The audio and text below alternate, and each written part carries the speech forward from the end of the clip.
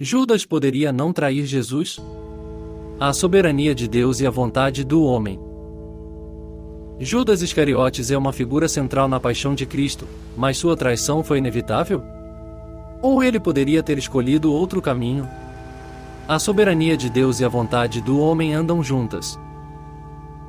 Texto-chave como Mateus 27:3-5 que diz: Então Judas, que o traíra, vendo que fora condenado, arrependeu-se, e trouxe de volta as 30 moedas de prata aos principais dos sacerdotes e anciãos, dizendo: Pequei, traindo sangue inocente.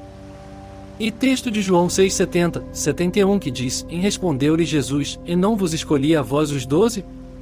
E um de vós é um diabo. E isto dizia ele de Judas Iscariotes, filho de Simão, porque este o havia de entregar, sendo um dos 12. Esses textos nos mostram que Judas foi escolhido por Cristo mesmo sabendo de sua traição. Mesmo Judas, andando com Jesus, vendo milagres e maravilhas, e sabendo que Jesus era filho de Deus, mesmo assim escolheu trair Jesus. Porque assim teria que ser conforme o desígnio de Deus.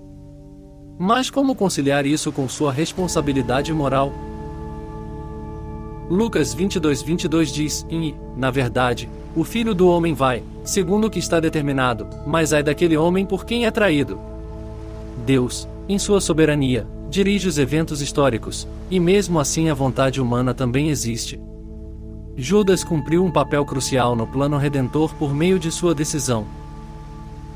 Ao mesmo tempo que Deus, no seu plano da redenção, determina a traição de Judas, Judas escolhe trair por sua própria vontade, para que se cumprisse as Escrituras. Atos 1,16 diz: Homens e irmãos, convinha que se cumprisse a Escritura que o Espírito Santo predisse pela boca de Davi, acerca de Judas, que foi o guia daqueles que prenderam Jesus. Mais um texto que revela que a traição de Judas foi predita pelas Escrituras, mostrando que Deus não é pego de surpresa. A soberania divina garante que nenhum ato humano pode frustrar os seus planos eternos, mas concede liberdade para que o homem haja segundo o seu próprio coração. Como harmonizar essas questões de difícil compreensão? São duas verdades bíblicas que estão claras na palavra de Deus. O texto da oração sacerdotal de Jesus em João 17:12 diz: E estando eu com eles no mundo, guardava-os em teu nome. Tenho guardado aqueles que tu me deste, e nenhum deles se perdeu, senão o filho da perdição, para que a Escritura se cumprisse. Judas agiu conforme sua natureza pecaminosa, mas sua culpa é real. A forma como entendemos os textos deve equilibrar essas verdades. Judas escolheu trair a Cristo, ao mesmo tempo em que Deus ordenou isso para o bem maior. Mateus 27:3-5 registra o remorso de Judas, revelando que ele reconheceu sua traição. Contudo, o remorso sem arrependimento genuíno conduziu à perdição. Esse contraste reforça a responsabilidade moral mesmo diante da soberania divina. Então por que só se fala na vontade de Judas? Por que não falar que Deus também decretou todas estas coisas?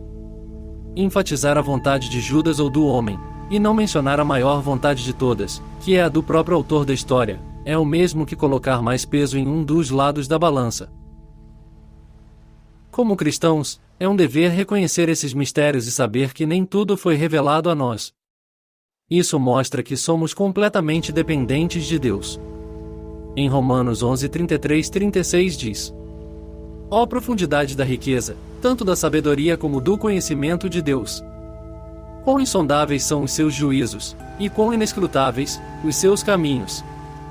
Quem, pois, conheceu a mente do Senhor? Ou quem foi o seu conselheiro? Ou quem primeiro deu a ele para que lhe venha a ser restituído? Porque dele, e por meio dele, e para ele são todas as coisas. A ele, pois, a glória, eternamente. Amém. Quer saber a resposta para os mistérios de Deus? Em Romanos 9:18 e Romanos